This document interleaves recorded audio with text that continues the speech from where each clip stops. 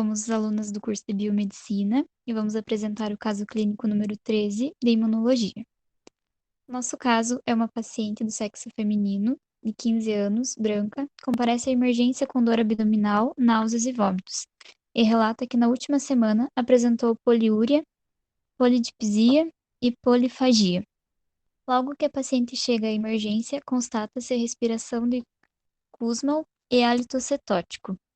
Ao realizar exame, evidenciam-se mucosas secas, hipotensão e taquicardia.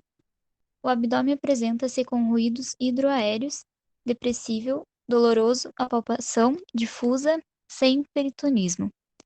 A glicemia capilar é de 437 mg por decilímetro. Nos exames complementares, verificam-se acidose metabólica, glicemia elevada, cetonemia e cetonúria positivas. No leucograma, consta aumento da contagem leucocitária, sem formas jovens. O que é diabetes mellitus tipo 1? Também chamada de diabetes juvenil, é uma doença crônica que surge quando o pâncreas se encontra doente e produz pouca ou nenhuma insulina. A insulina é um hormônio que age permitindo a entrada de glicose, que é o açúcar, para dentro das células, onde elas são utilizadas como combustível para gerar energia para o corpo. Sem a insulina, a glicose não consegue entrar nas células e acaba ficando acumulada no sangue, levando a um quadro que é chamado de hiperglicemia. A hiperglicemia é extremamente maléfica ao organismo, provocando a longo prazo lesões de vários tecidos e órgãos. As principais manifestações clínicas dessa doença é a vontade de urinar diversas vezes, fome frequente, sede constante, a perda de peso, fraqueza, fadiga, nervosismo, mudanças de humor, náusea e vômito. Eu vou falar também sobre o mecanismo imunopatogênico envolvido. Na maioria dos casos, a diabetes tipo 1 é uma doença de origem autoimune, na qual os anticorpos do próprio paciente atacam e destroem parte do pâncreas, especificamente as células produtoras de insulina, conhecidas como células beta, das ilhotas de Langerhans.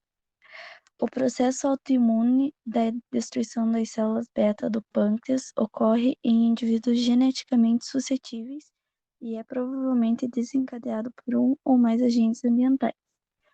Como alguns tipos de vírus, a evolução da doença não é aguda, e sim um processo de autoagressão de evolução lenta que provavelmente se desenvolve durante anos em uma fase pré-clínica.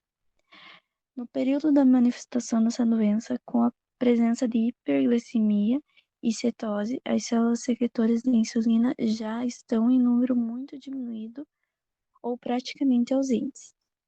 E a presença de infiltrado inflamatório do tipo linfomononuclear e a ausência de células secretoras de insulina e as células beta caracteriza o quadro histológico de diabetes tipo 1. As células secretoras de outros hormônios, como glucagon, somatostatina e polipeptídeo pancreático, também presentes nas ilhotas, são poupadas. Porém, como as células que secretam insulina são em maior número, as ilhotas pancreáticas acabam se tornando atrofiadas. O processo da destruição das células B pancreáticas, denominada insulite, ocorre pela agressão imunológica mediada por células linfocitárias, macrófagos e células natural killer, sendo, portanto, um processo dependente da imunidade celular.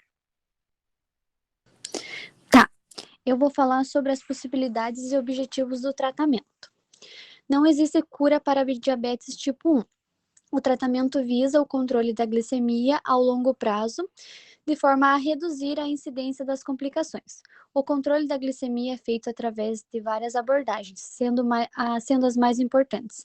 Administração regular da insulina até 6 vezes por dia, controle da dieta, monitoramento frequente da glicemia por parte do paciente, prática de exercícios. O objetivo do tratamento é manter o valor da hemoglobina glicosila abaixo de 7%.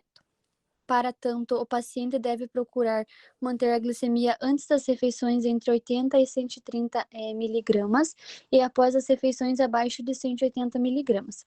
Se os valores estiverem descontrolados, a dieta e a dose da insulina devem ser reavaliadas.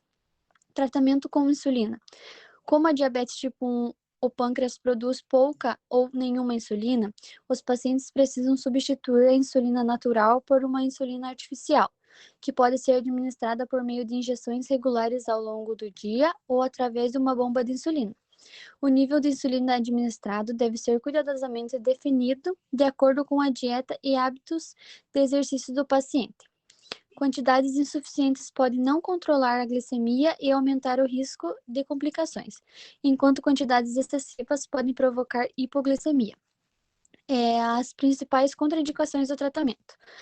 Alguns tratamentos podem causar lesões e placas nos vasos sanguíneos, retinopatia diabética, neuropatia periférica, falência renal e amputação.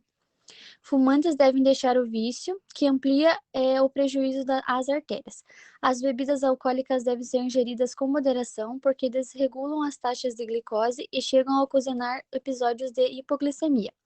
O ideal é fazer 5 refeições no dia e não ficar muito tempo sem comer.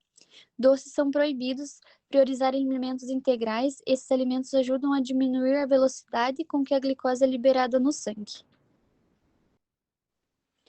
As formas de diagnóstico. O diagnóstico da diabetes tipo 1 é realizado através da dosagem sanguínea da glicemia ou da hemoglobina glicosilada. São necessários 2 exames de sangue colhidos em dias diferentes, com pelo menos um dos 3 critérios citados abaixo. Glicemia em jejum acima de 126 mg por decilímetro. Glicemia em qualquer momento do dia acima de 200 mg por decilímetro. Hemoglobina glicosilada, a maior que 6,5%. Uma vez diagnosticada a diabetes, o endocrinologista pode também pesquisar a presença de autoanticorpos no sangue. Conforme a tabela, dessa forma, ao analisar a tabela conforme os dados do paciente, foi observado que a glicemia capilar está alta e onde o próprio caso clínico se refere, ela está com hipotensão e taquicardíaca elevada, conforme os valores de referência. A contagem dos leucócitos também está elevada, conforme os valores de referência do valor de 15 anos do sexo feminino. Sendo assim, o paciente encontra-se bem debilitado em relação à doença. Dessa forma, quando não tratada, pode levar a uma série de problemas, principalmente crônicos, como neuropatia, nefropatia e vasculopatia. Com a hipotensão, os órgãos podem acabar tendo a morte celular. Eu vou explicar os resultados dos possíveis exames de sorologia e fazer uma correlação com a clínica. Às vezes são necessários testes adicionais para diferenciar o diagnóstico de diabetes, especialmente em pacientes jovens ou magros. Pacientes com suspeita de diabetes tipo 1 algumas vezes podem ser identificados pelo nível baixo ou não detectado de peptídeo C e pela evidência sorológica de anticorpos anti-glutamato descarboxilase.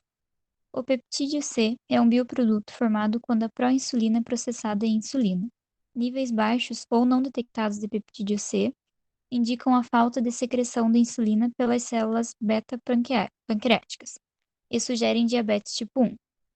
O resultado positivo para anticorpo antiglutamato descarboxilase indica a presença de destruição autoimune das células betas e também sugere diabetes tipo 1.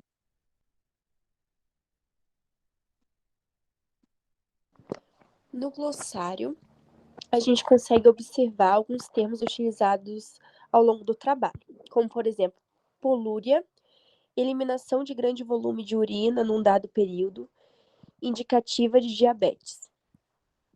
Polidipsia, sede excessiva provocada por diabetes, polifagia, qualidade ou condição de polífago, respiração de Kussmaul é um tipo de padrão respiratório. Nesses casos, a respiração do indivíduo é lenta e profunda.